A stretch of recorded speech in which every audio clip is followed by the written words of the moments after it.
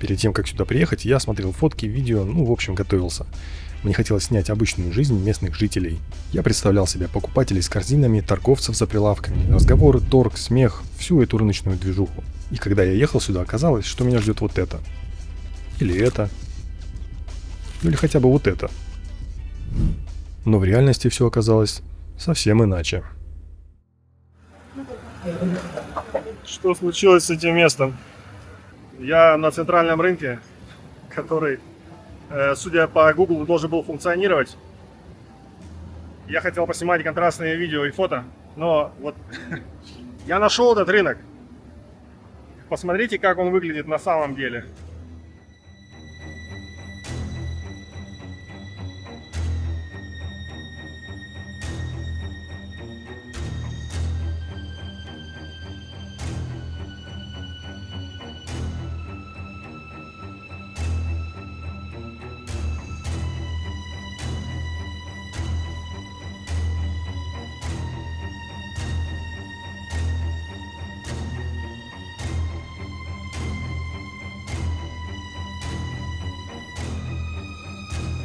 Здесь все разрушено.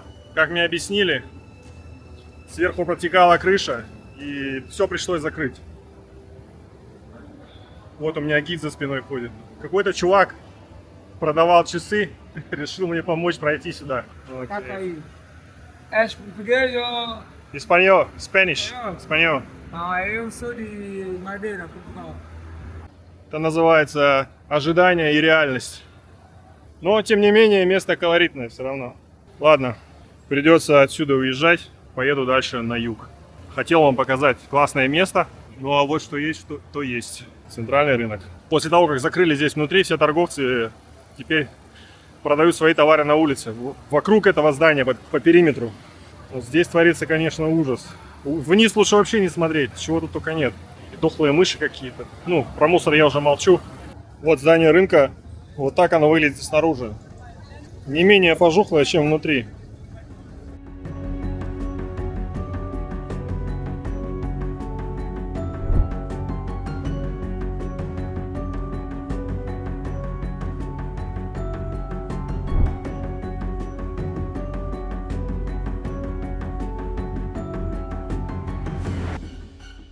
Все продавцы теперь снаружи. Я думал, сейчас приду на рынок, увижу, как местные закупаются свежими фруктами, свежими овощами. А в итоге, меня ждало жестокое разочарование. Овощей нет. Я не знаю, может быть, это не тот рынок. Магазин обуви. На развес, наверное. Окей. Не хотят, чтобы я их снимал. И запахи здесь совершенно не соответствуют овощному рынку, продуктовому. В общем, я пойду к машине и поеду дальше на юг. Так, теперь надо найти, где я машину припарковал.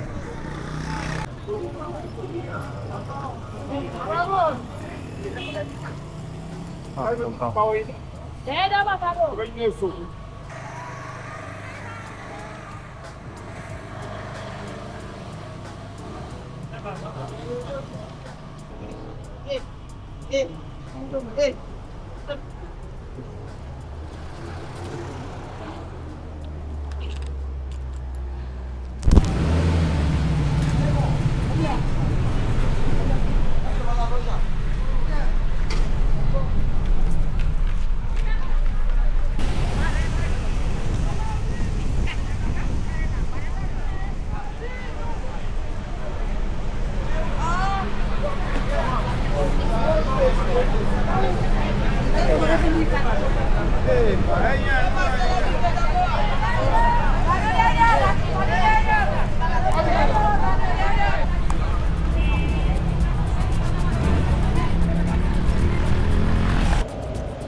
Сегодня мы проедем от столицы до самой южной точки.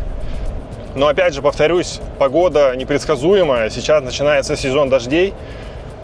Вот сейчас, например, идет дождик. Завтра обещают дождь с грозой. Так что посмотрим.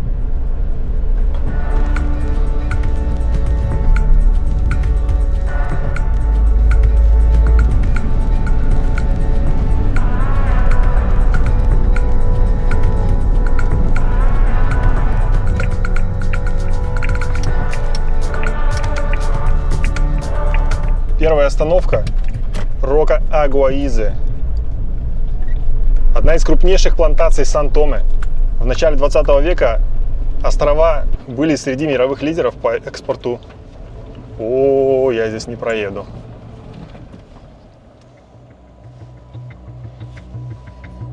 Дорогу к вершине холма преградил пикап, припаркованный посреди дороги.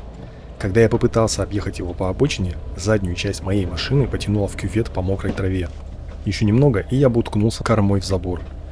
Но когда я подключил полный привод, машина легко выскочила обратно на дорогу, и я продолжил подъем.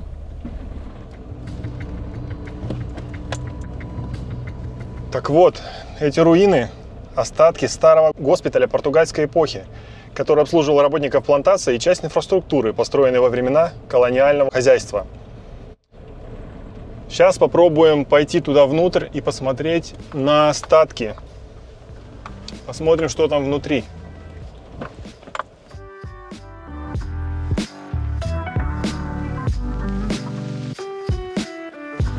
Внутри запах затхлости и сырости. Сейчас на улице идет дождь, и внутри все течет. Но здесь живут люди. В общем, эти развалины оккупировали местные. Вот, смотрите. Здесь забор поставили, стену деревянную, здесь стену. Эти вещи сушатся. Сейчас мы поднимемся на второй этаж, посмотрим, что там осталось.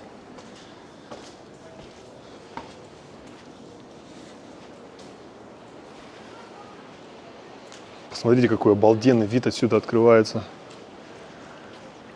на океан. Вон там небольшая бухта с парусником стоит на приколе.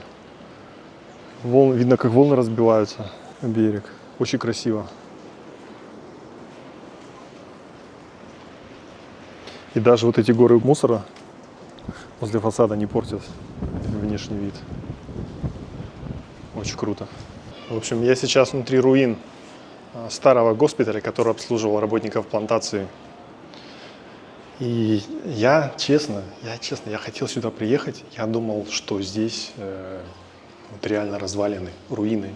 Можно походить и почувствовать эту атмосферу, прочувствовать, каким было это здание до того, как все, плантация загнулась. Но когда я сюда приехал, здесь все заселено. То есть развалины этого госпиталя местные жители превратили в многоквартирный дом. Каждый уголок, каждый коридор они обустроили под собственные квартиры. Это не то, что я хотел увидеть.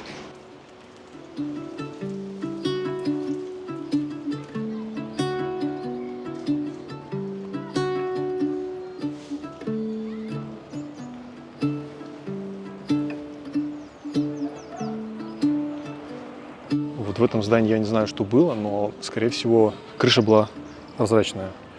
Но сейчас крыши нет, внутри просто стоит вода, играет музыка, и какой-то в углу стоит какая-то конструкция, то ли мини-бар, то ли склад, не знаю. А вот это внутренний двор, посмотрите. Здесь поставили подъезд, чтобы подниматься вот туда, там сделали квартиру.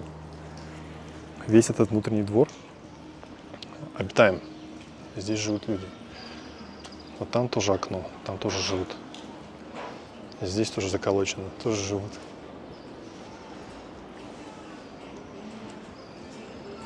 Там музычка играет. Вот еще одно здание, может быть, это оранжерея, не знаю, напишите в комментариях, если кто знает. Здесь как будто бассейн устраивать можно.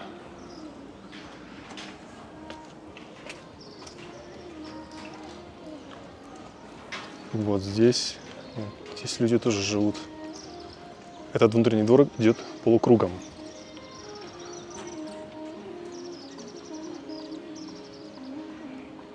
Здесь какие-то хибары. А нет, вот там дома.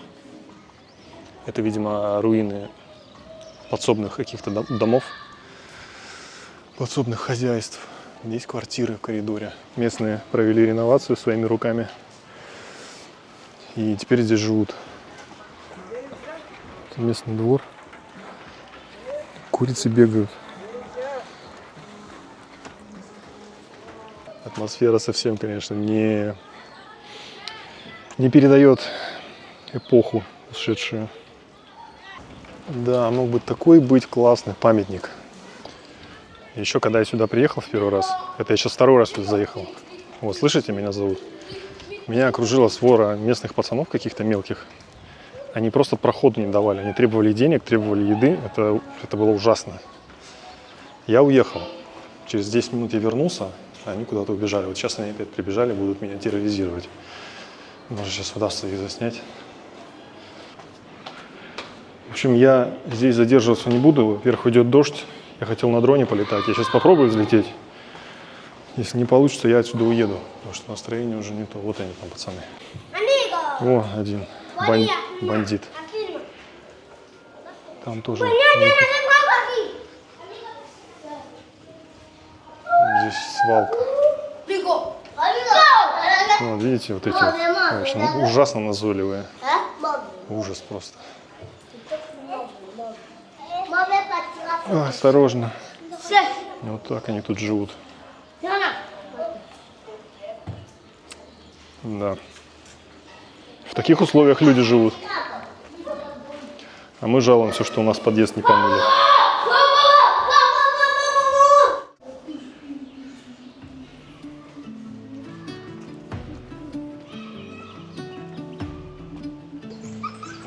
Уже темнеет. Я поехал дальше на юг. Всех туристов распугают.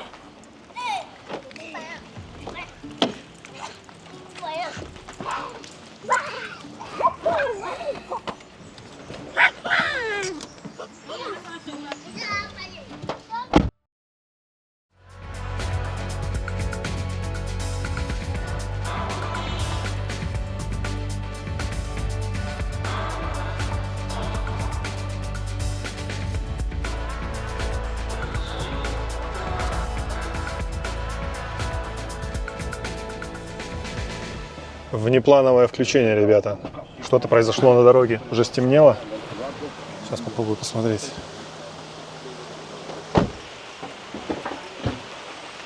Что там? Что-то свалилось, наверное. А, пальмы. Все, ложная тревога. Едем дальше.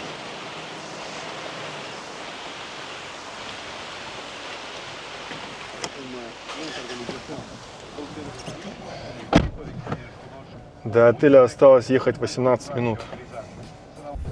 Вечером прошел дождь, и дорога сразу стала другой.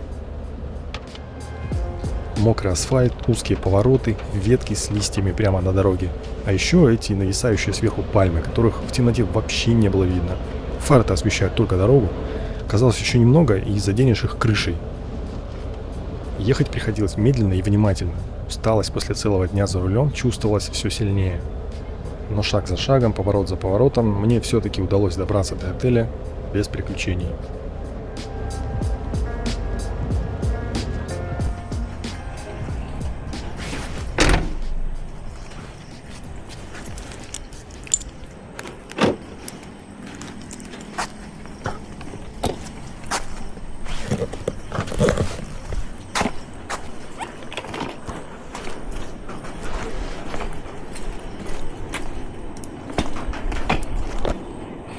Иду в свой отель, который находится внизу, на побережье.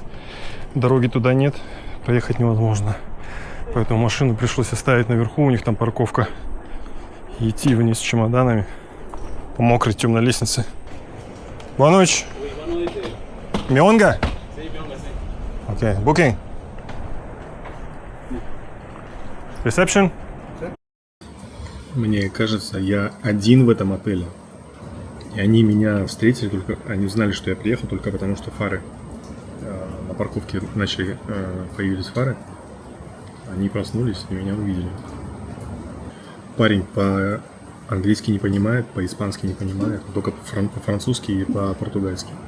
С большим трудом удалось ему объяснить, что я хочу поужинать. Ага. Соус из кориандра, рыба, платаны, бананы, короче. После длинной дороги под дождем по ночным джунглям. Это очень вкусно. Мне десерт принесли. Sweet papaya. А, sweet papaya.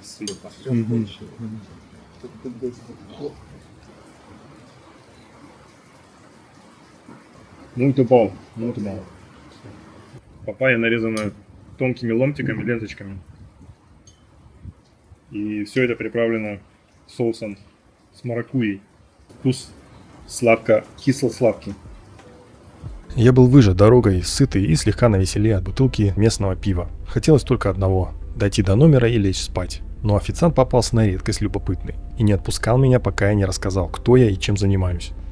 В конце концов, допрос был закончен, и я отправился в номер, потому что на утро меня ждала съемка новой серии. Всем спокойной ночи. Я спать.